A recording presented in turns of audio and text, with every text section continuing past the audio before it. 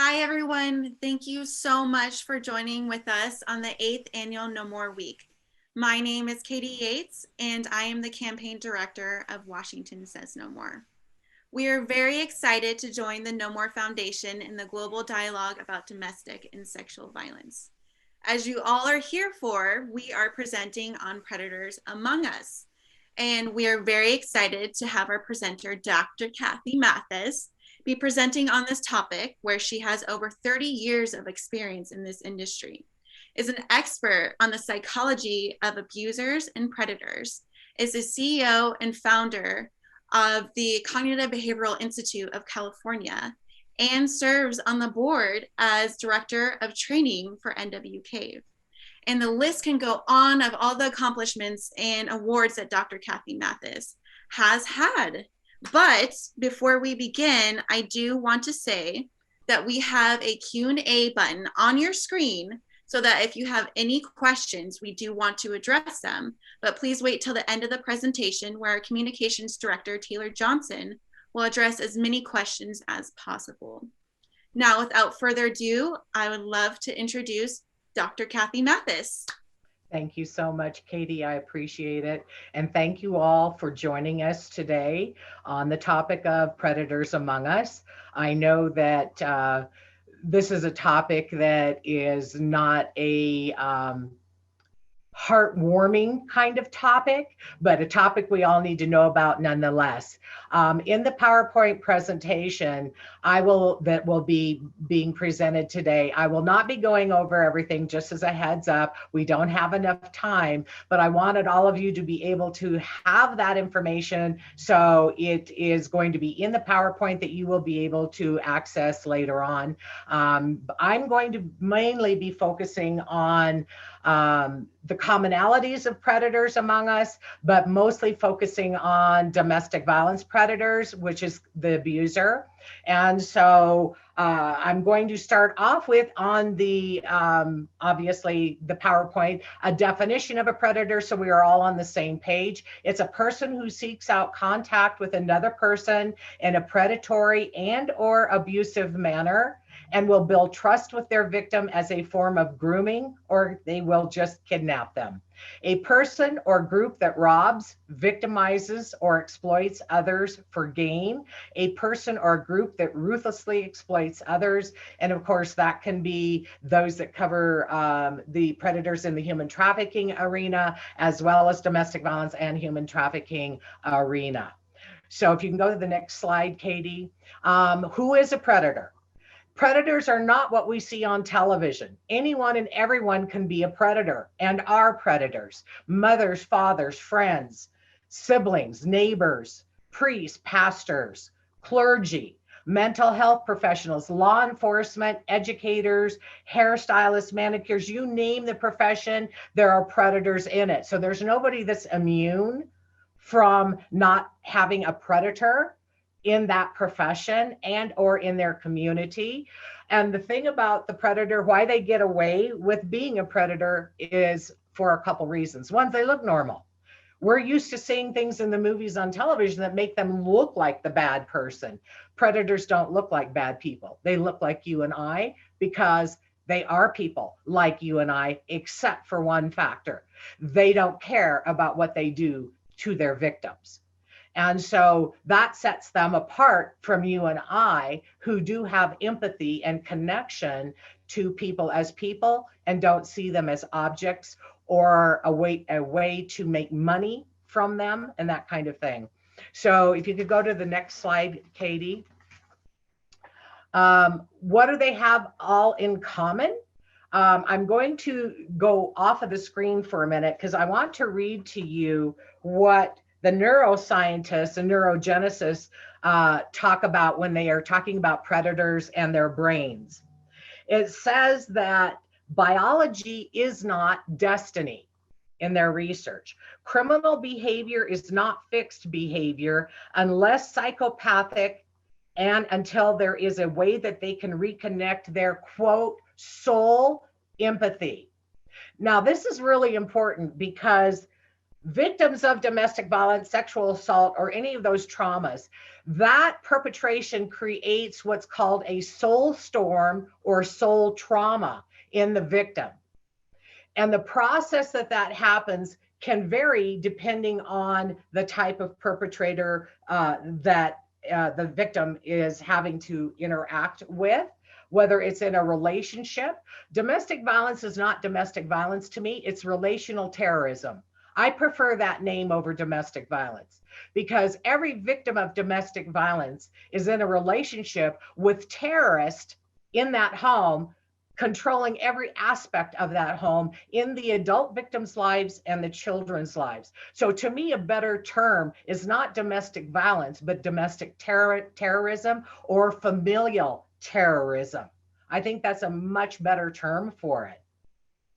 The other thing that I want to tell you what the scientists say about the neuroscience of perpetrator is that in perpetrators who are children and they're growing up to be adult perpetrators, that punishment is not an effective deterrent.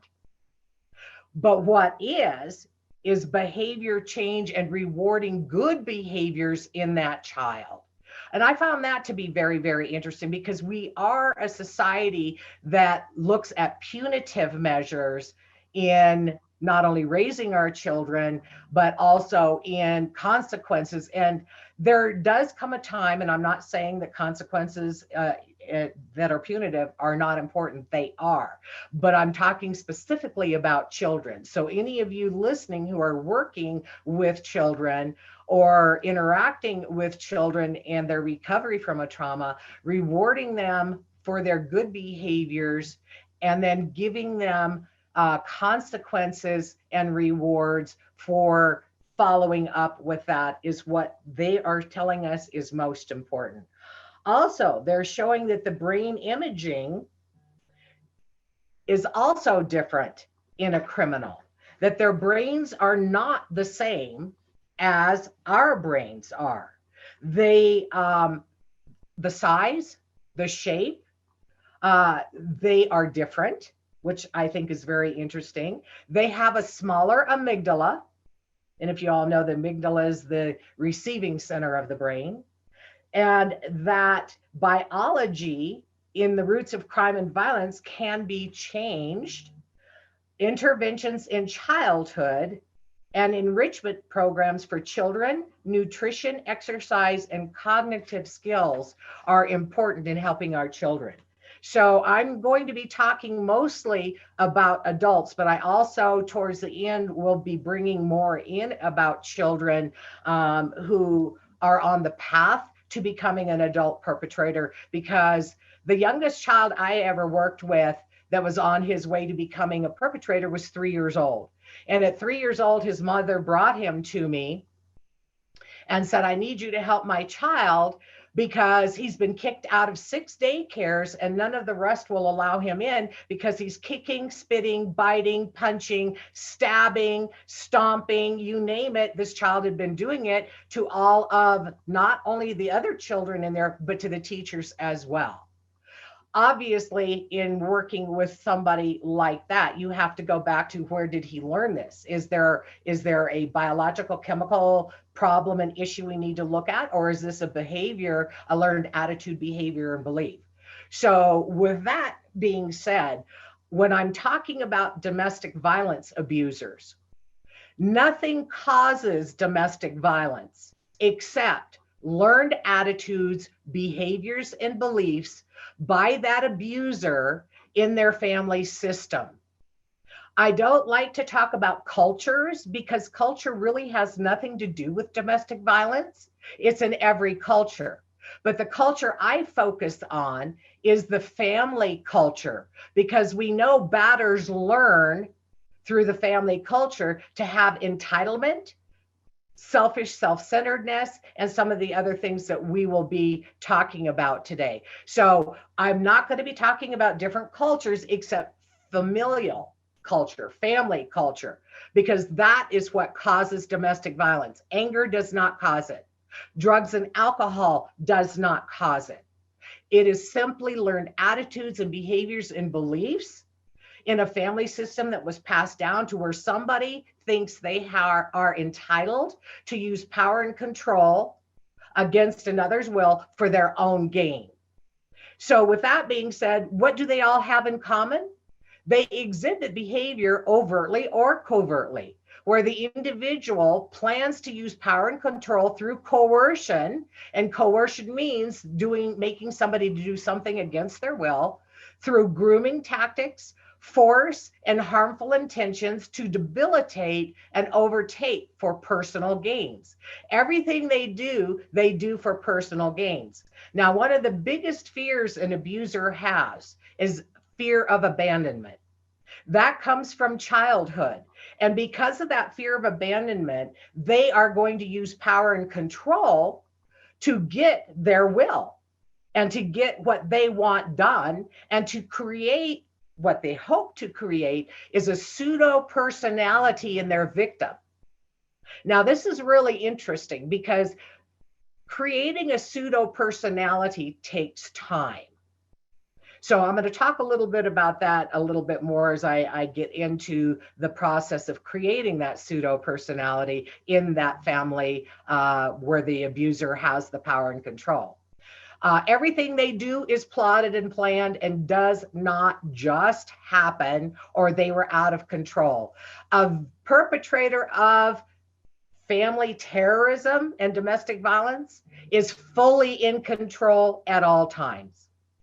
They are never out of control, but they will lie and say they are. It's part of their minimization, part of their blaming process and justification process. They are never out of control. They are fully in control, and they plot and plan every event that they do to get the will of what they want enforced. So when you hear people say, oh, I lost control, no, a domestic violence batterer and predator never loses control. In fact, they are so much in control that that's why they plot and plan everything that they do, because they want to make sure it goes the way that they want it to go. Now, that plotting and planning can be conscious, or it can be subconscious because they've been doing their perpetration for so long.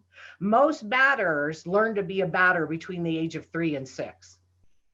And by the time those of us who work with them see them for the first time, they've perpetrated over 360 abuses against people, minimum, before they're ever, for the first time, caught as an adult.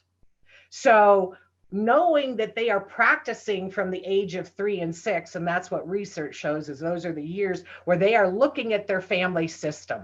They're looking at their mother, they're looking at their father. If they have no other outside adult role model that's a positive role model for them, they will choose one or the other to follow because that's all they know.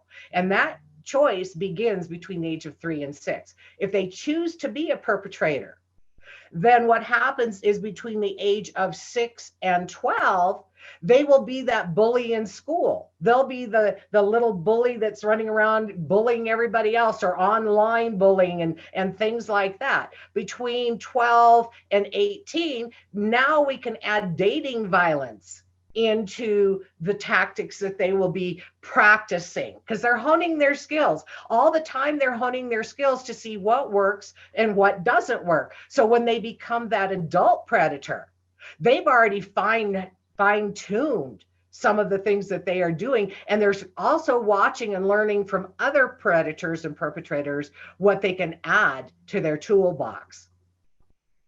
If their lips are moving, they are lying. When I work with batterers, I always know when they come in and they sit down and they begin to talk with me on intake, they're lying to me.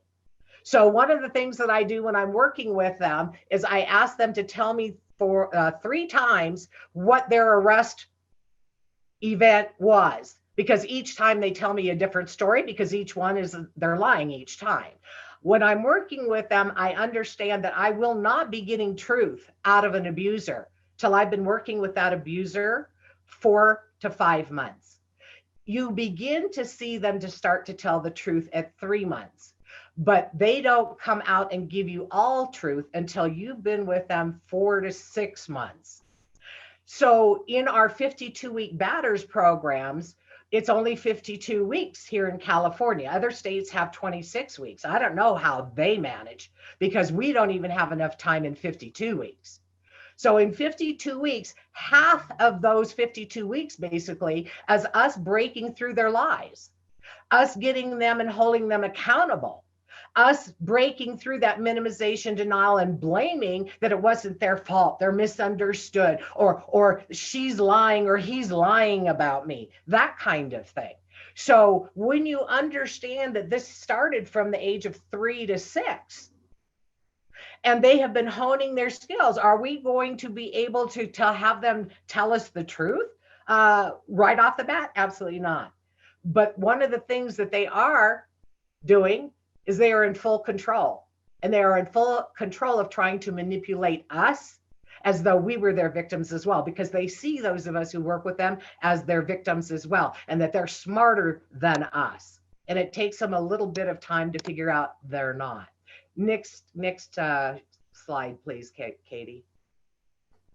So also, some of the commonalities between all predators is everything they do is intentional, it's premeditated, and they are in control.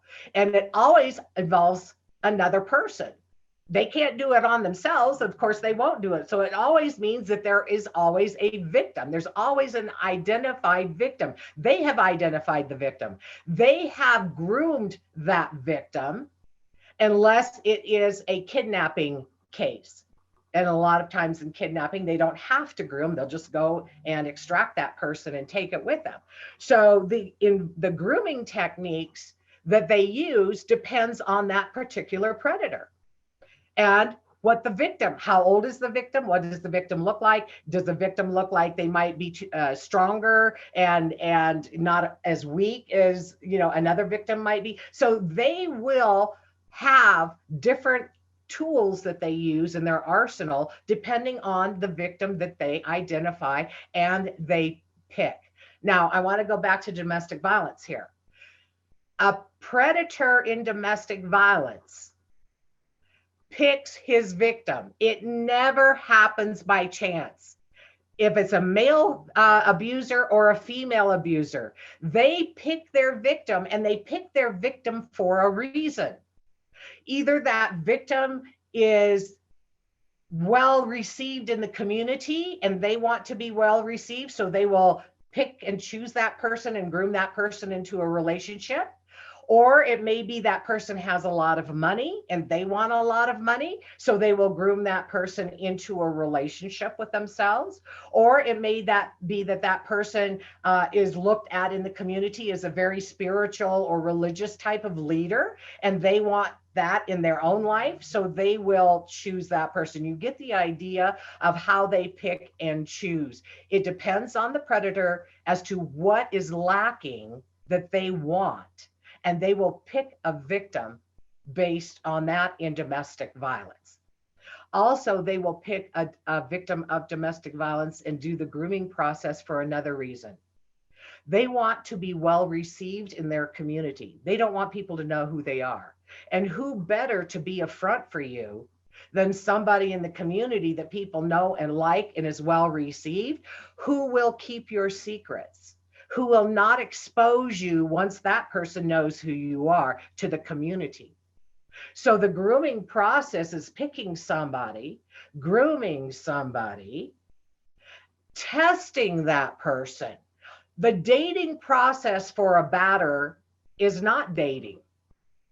It is grooming and testing that victim to see if the victim will allow them to do their perpetration and not tell anybody, and will allow them to call them names, will allow them to isolate from family and friends by using things like, your family doesn't like me.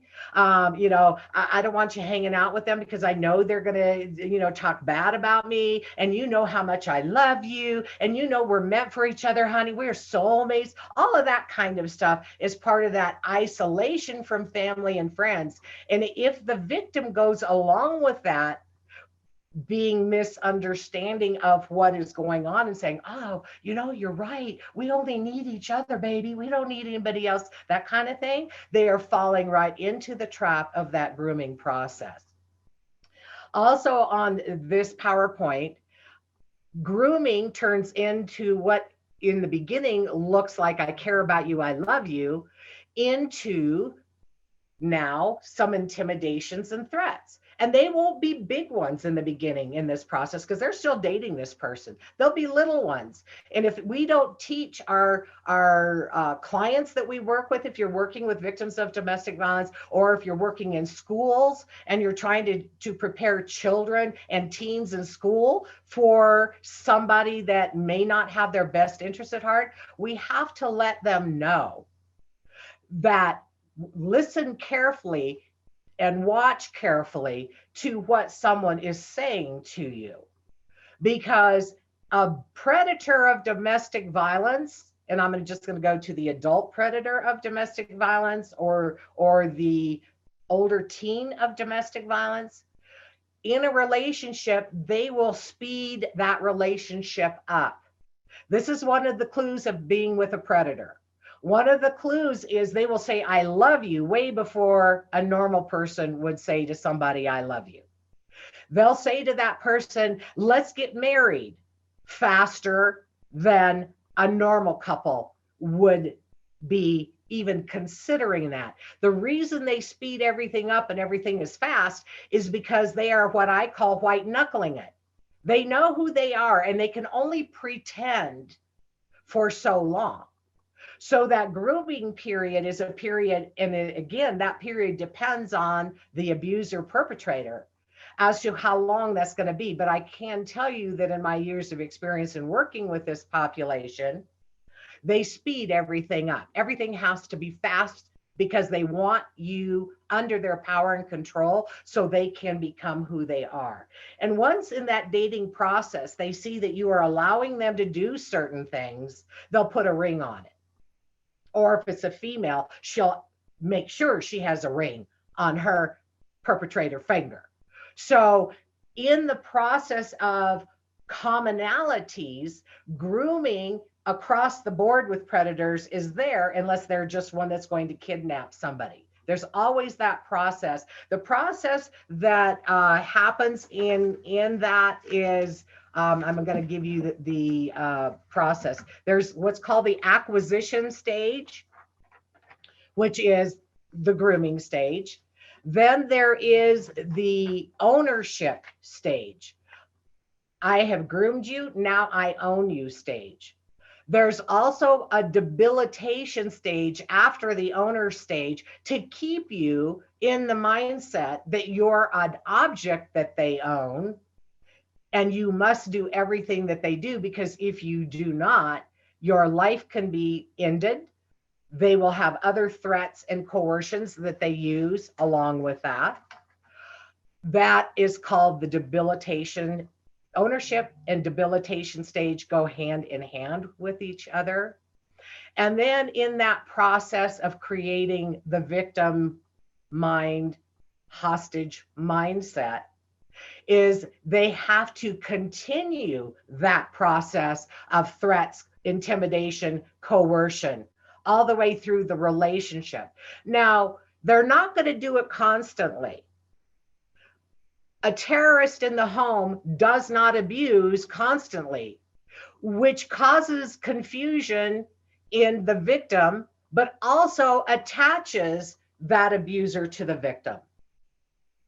Every time the perpetrator does an event that has hurt and harm attached to it, and then follows up once they see the reaction of that victim,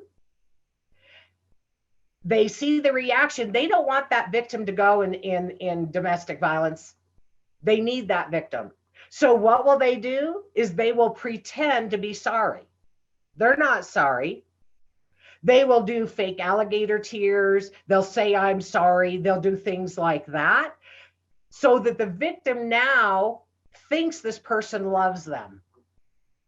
And when a victim thinks this person loves them because they're seeing all these wonderful, nice things, they are being reattached and regroomed by that perpetrator to stay in the relationship. And every time that happens in that relationship, the brain releases chemicals that bonds that victim to that perpetrator. It's called trauma bonding. It's called cement bonding, potent bonding, emotional bonding, and I can go on and on about how the brain and the body reacts every time that cycle of an event followed by something pleasurable happens. And it happens the same with children in that relationship as well. So what happens is when you have that bonding going over and over again and it becomes solidified and cemented in your psychology and emotional well-being, it's very difficult for you to leave that situation.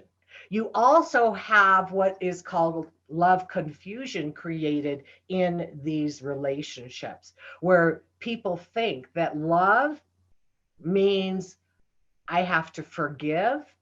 And since I didn't die, I survived, and they showed me how much they loved me again. I know they love me. And so in working with the victims of predators and perpetrators, I have to say that's not what love is. Love is not having yourself in a position where somebody has power and control over you. There's a power imbalance in there, and you get to be victimized because they want their needs met. And you are not considered a person, you are considered an object. So these common characteristics, they're intentional in what they do. They're selfish. They have huge entitlement. They're controlling.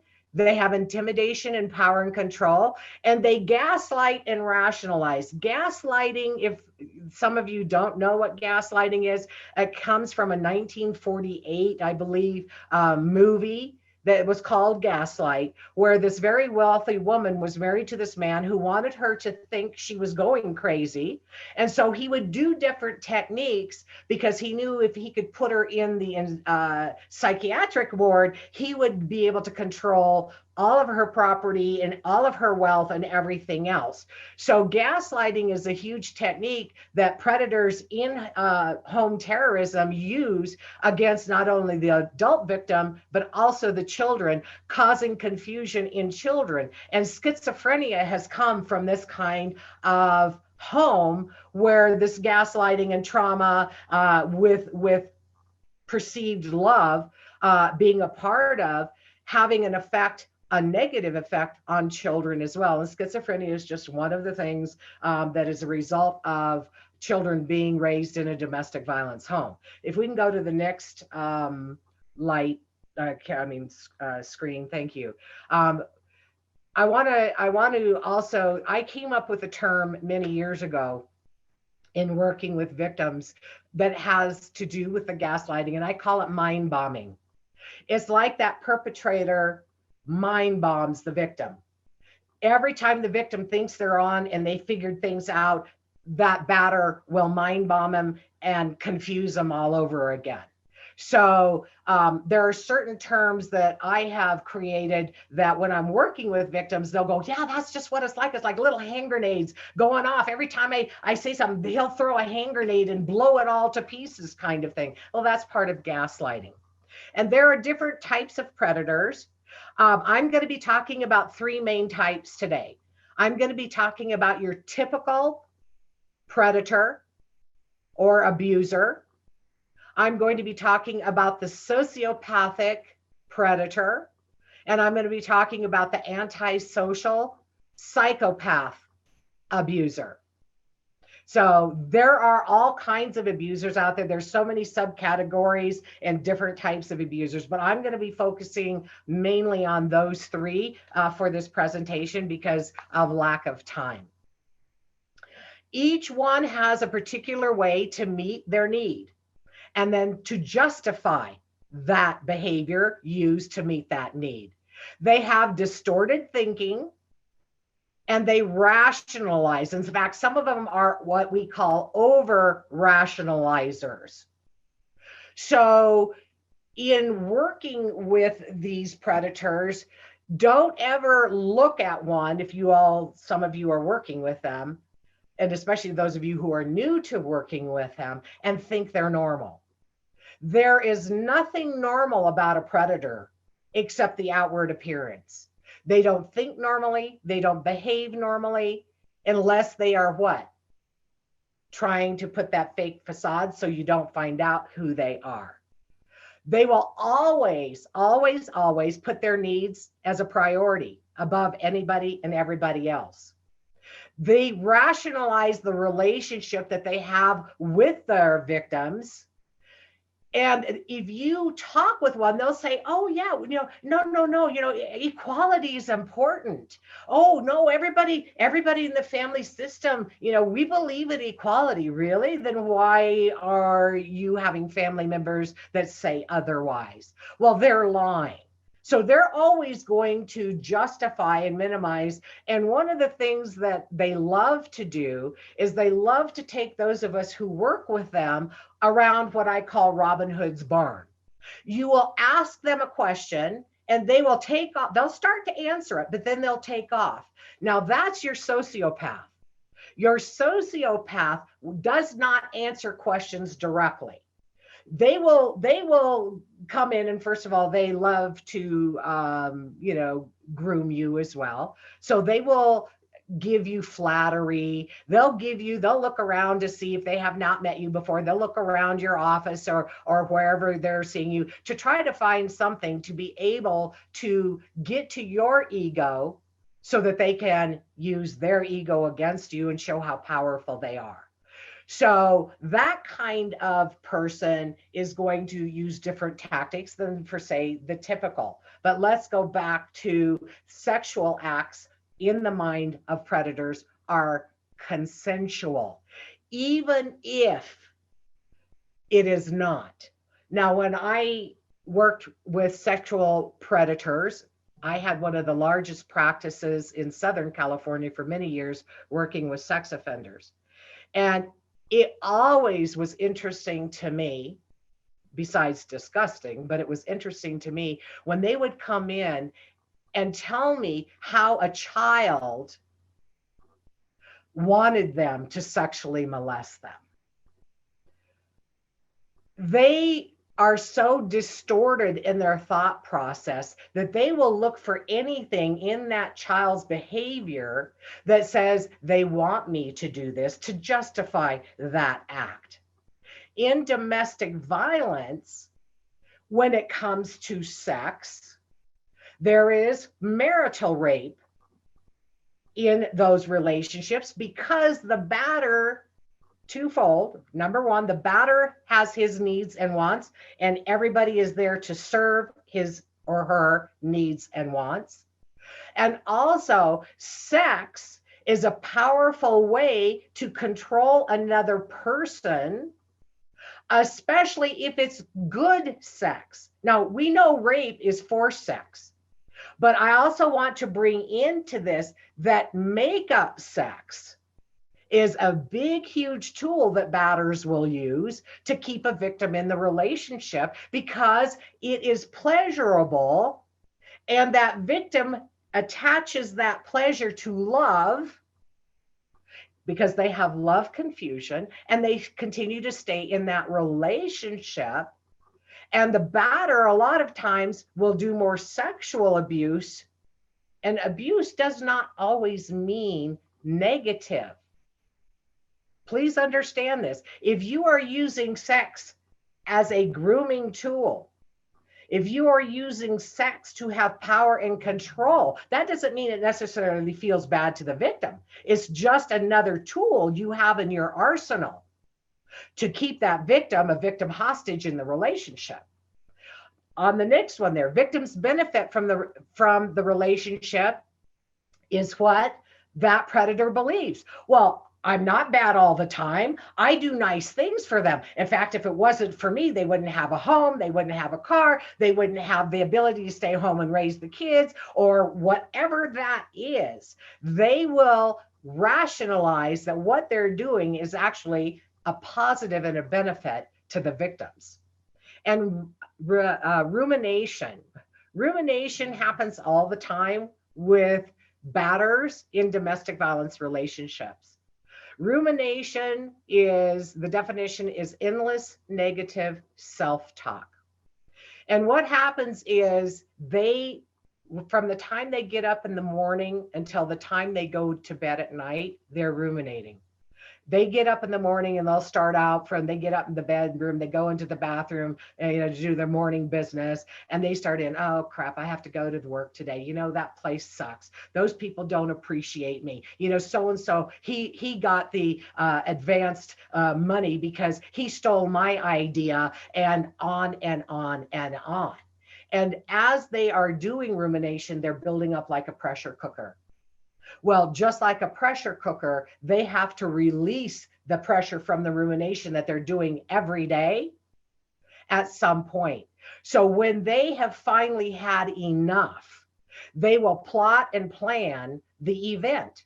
That's why in the cycle of violence, we have tension rising as the first stage. That's because the batter is ruminating and causing tension in the home and in the relationship. And the victim understands something's going to happen. I just don't know when. The batter chooses when, unless one thing, unless the victim can't stand that time period because it's taking too long for the batter to get to the event. Sometimes a victim will do something on purpose to force the batter to go into that event, or give him the best excuse ever to do that event. So she gets, or he gets out of that tension rising stage. And then the event happens. And now the batter predator feels fantastic. He's gotten all that pressure out in a domestic violence relationship. He feels really good, or she feels really good, but their victim is what? Angry, demoralized, depressed, and whatever, and doesn't understand what just happened here.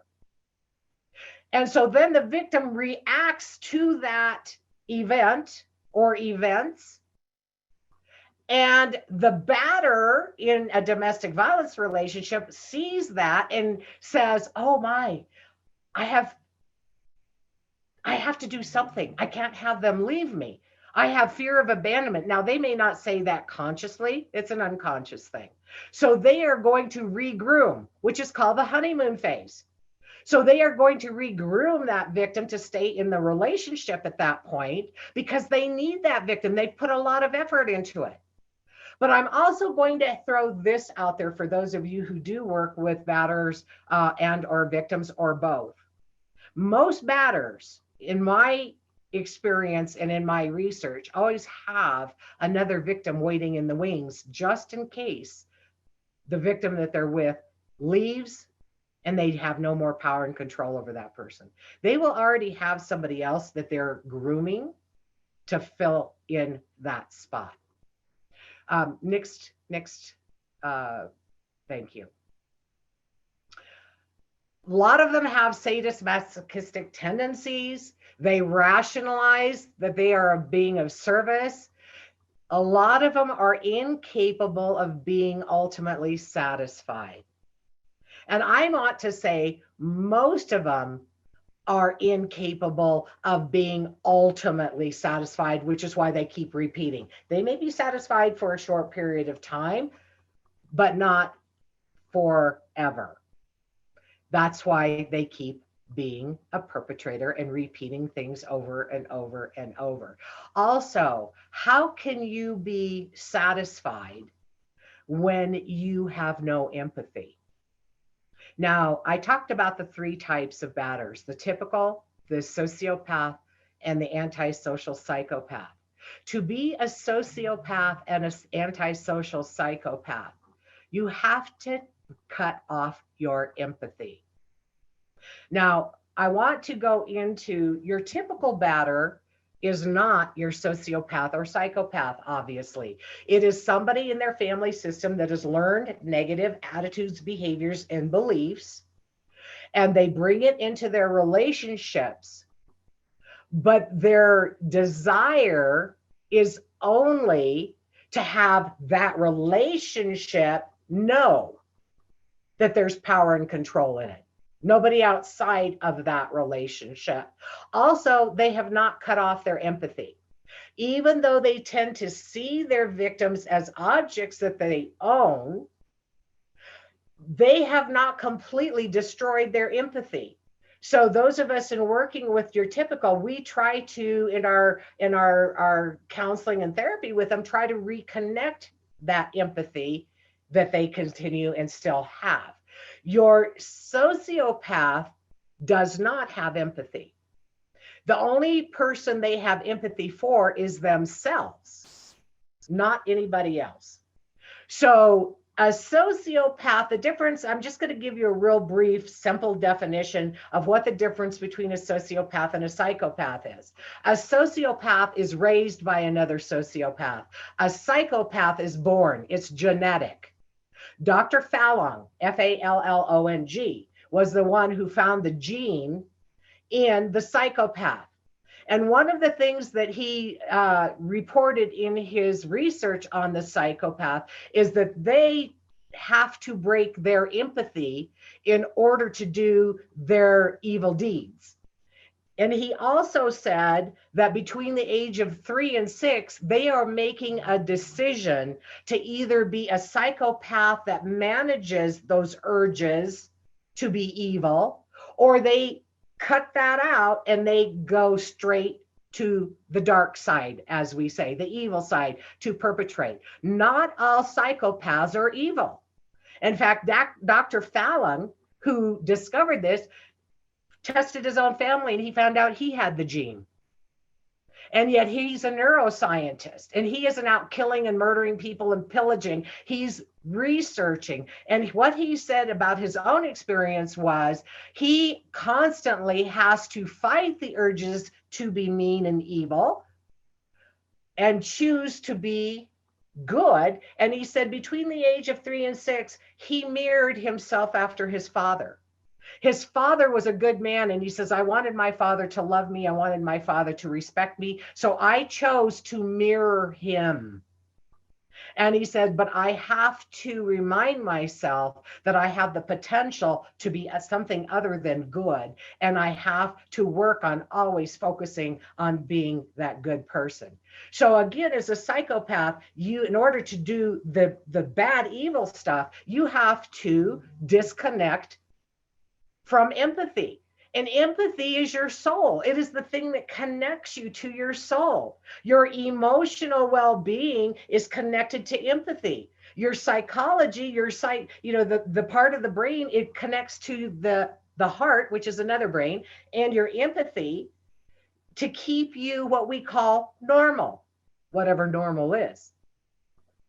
So in looking at these predators and these 3 different types, the typical one you will get in a program of behavior, attitude, and belief change, they will change. But the sociopath and the psychopath that have cut that empathy out, they have a hole in their soul because there's no empathy there. You cannot get them to change. And research up to this point says you cannot cure a sociopath or a psychopath. Because how do you reconnect somebody's empathy and soul once they've decided to get rid of it and they've gotten rid of it and they have begun that path and continue down that path for years and years of being a predator? They also, all 3 of them, believe that they are so smart and they're so good at grooming because they're master manipulators. They have people who really like them and follow them. A sociopath is a sociopath because they love to perpetrate on large numbers of people. That's your Jim Jones. A lot of sociopaths love the professions where they have influence over a lot of people. Mental health, law enforcement, politicians. Don't get me started on politicians, okay? Politicians, preachers, teachers. Sociopaths love those professions because they can perpetrate and deceive and hurt and harm a lot of people all at once. Now, the psychopath, unless it's a charismatic psychopath, does not like to do that on a lot of people. It's one-on-one. That's more of your Jeffrey Dahmer type. So if we look at batters, there are some batters in domestic violence relationships that are very charismatic and use that to their benefit to get the friends and family of these individuals to believe them instead of the victims. So let's go to the next one because we're running out of time here, and I do want to make sure that we get some more of this stuff covered before I end. So go down to the very last one on this one. They believe they are who they profess to be because they are delusional. There comes a point in the process where they truly believe that they are who they have told themselves that they are. So with that being said, I want to go back to they are rationalizers, they're intellectualizers, they are justifiers, and more, because they have to be in order to get done what they want done. So I just want to end here. There's a whole lot more. I'm hoping this gives you a pretty good overview of who that person is and what that person is about. So how do we protect ourselves against these individuals? First, you must know who they are. You must understand that they have these common characteristics, that they plot and plan, that they groom, that they use fear, they are coercive, they use threats, they will use anything in their MOs to get their way. The second thing that you need to know about them is this: they are everywhere. You've probably met some of them. You might have interacted with some of them. You may have recognized it. You may not have recognized it, but they are out there. And we need to be supportive of every victim that encounters us and that we are asked to educate or help heal or whatever our role is. First of all, believe them. Second of all, get them to someone who can help them through the process of what they've endured, because research has shown that the same techniques that prisoners of war receive when they are captured by the opposing country, those same techniques are the exact same techniques that a victim of domestic violence has in her home. She has had, or he has had, those same techniques used, the same brainwashing techniques. There is no difference, research shows, between a prisoner of war individual coming out from that as there is with a victim of domestic violence, because they're coming out of a home where there's a terrorist and terrorism has been there. So if we can look at this in a more serious manner, rather than it's just a relational issue, it's not just a relational issue. It starts as a relational issue because of power and control and learned attitudes, behaviors, and beliefs. But it ends up being a community and a country issue because we are not looking at it the way we need to be looking at it, in more severe consequences for that predator and that terrorist, and with more help for the victims, including children. My passion is that our country quits looking at children as chattel, that we look at children as human beings who deserve to have better than what they're getting in a home where there's domestic violence, and we improve and increase our services for those children so that they have a fighting chance to end domestic violence in our world, because the adults are not going to do it. It's only when we do those interventions and techniques with our children that we will eventually be able to bring domestic violence down and hopefully eradicate it in our lifetime. So please download these PowerPoint tools that I've given you, because I've given you some reactions by victims to the predators and some surprising traits on predators and that kind of thing. But we are running out of time, which is why I gave you PowerPoint, so you can get all the stuff I could not get to today. I thank you so much for being a part of this. Hopefully you've learned something today that you can take with you to pass on and educate and or to help heal somebody who's been a victim of a predator. And I thank you again. And I believe Taylor is going to come on, and we're going to do some questions and answers at this time. Yes. Hi. Thank you so much, Kathie. That was great. We do have a few questions. There was you spoke a lot of motivations, and some of them felt like they more related to people of higher socioeconomic status. And I'm just wondering, in your work with different domestic violence perpetrators, if those in lower socioeconomic statuses who are not maybe more driven by outside social status, what are some of their motivations? Can you kind of Power touch and control. power? Every one of them is power and control. Bottom line, doesn't matter what your economic status is. It's somebody who feels they're entitled to have power and control over somebody else and uses all those techniques to get them under their control. Mm-hmm. Yeah, certainly. We did have another question. You sort of briefly touched on it, but can you talk a little bit more about the cycle of violence and really what that means? Yes, in the cycle of violence, there's 3 stages. The first stage is called tension rising.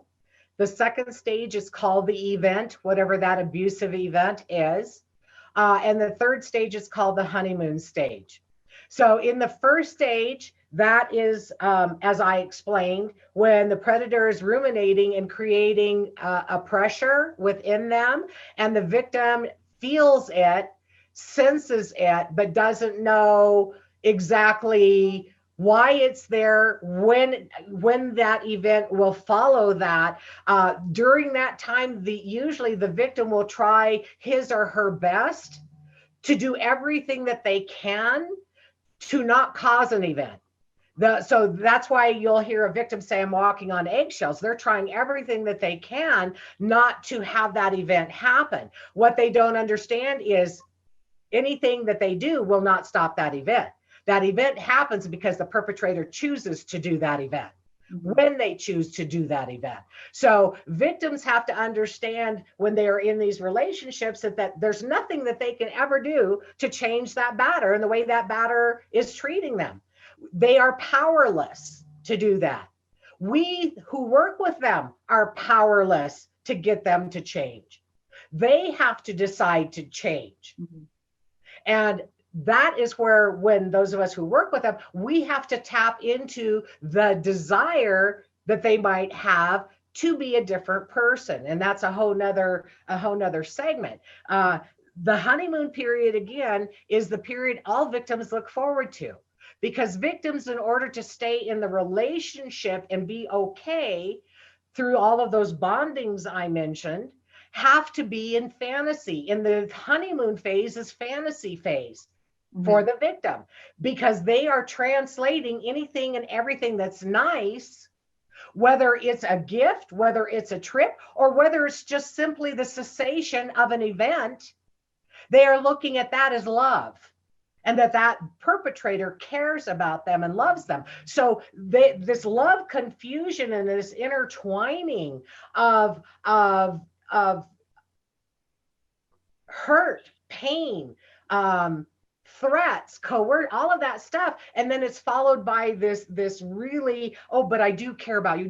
I had a bad day at work. All the other BS that comes out of their mouth to keep that woman or that man in the relationship. And by the way, children, as they grow up, are watching this, and they become bonded, and they also will excuse that predator, because there's love confusion in there and those bondings. And so those 3 stages are stages that every victim of domestic violence goes through.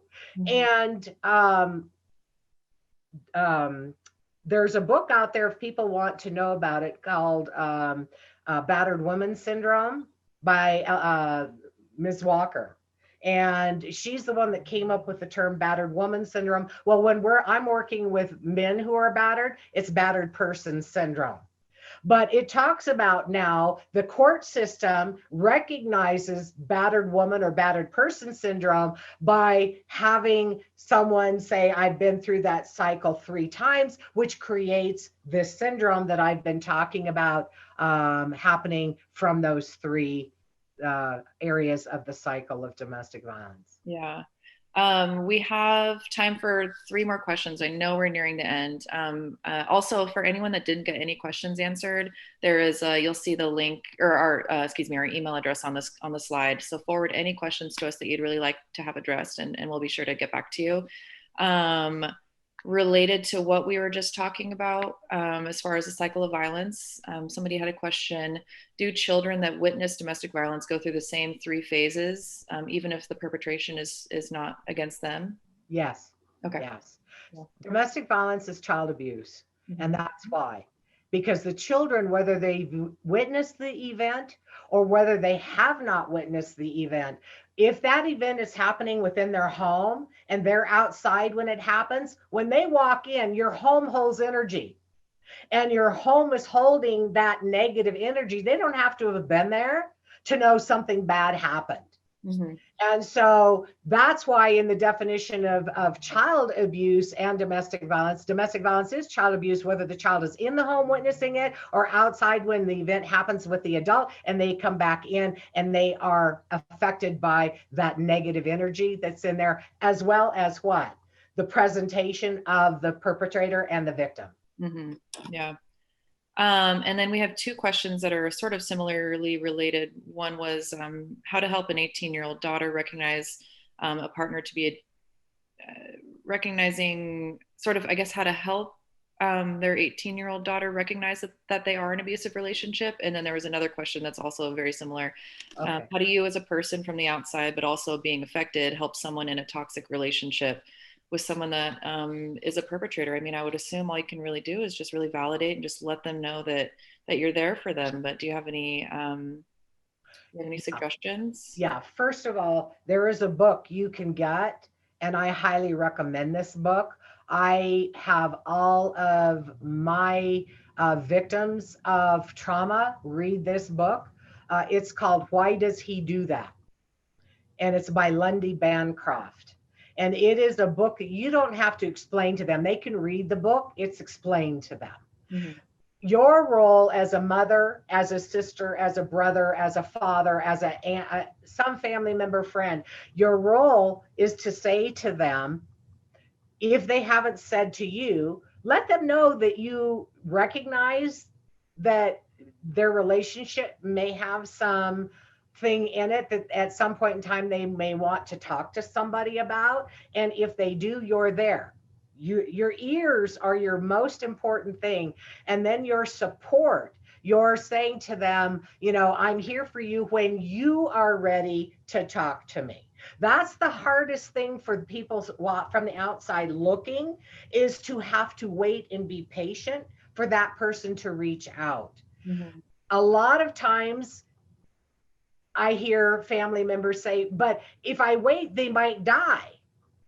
And I'll go, and if you don't wait, they might die. Because if you try to tell somebody to leave a relationship, that's when it's most dangerous for them. And they could be murdered by that perpetrator.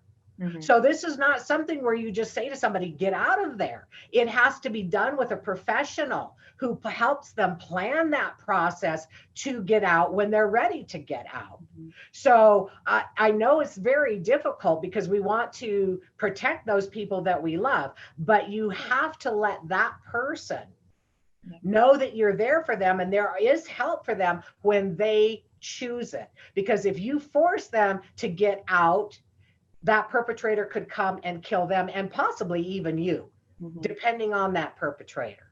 And again, so it's very delicate. Yeah. And again, so it's just making sure that that person knows that they have an ally with them that's willing to be there for them and validate their feelings and show them love and yeah. So and have them read the book.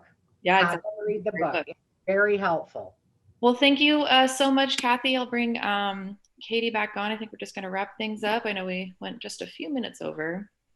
Once again, we thank you for your time, and thank you so much, Dr. Kathie Mathis. This is so informational, and everybody watching can download the slides, and we will also be available for questions in the email that is on the screen. So everybody have a great rest of your week and take care. Thank you.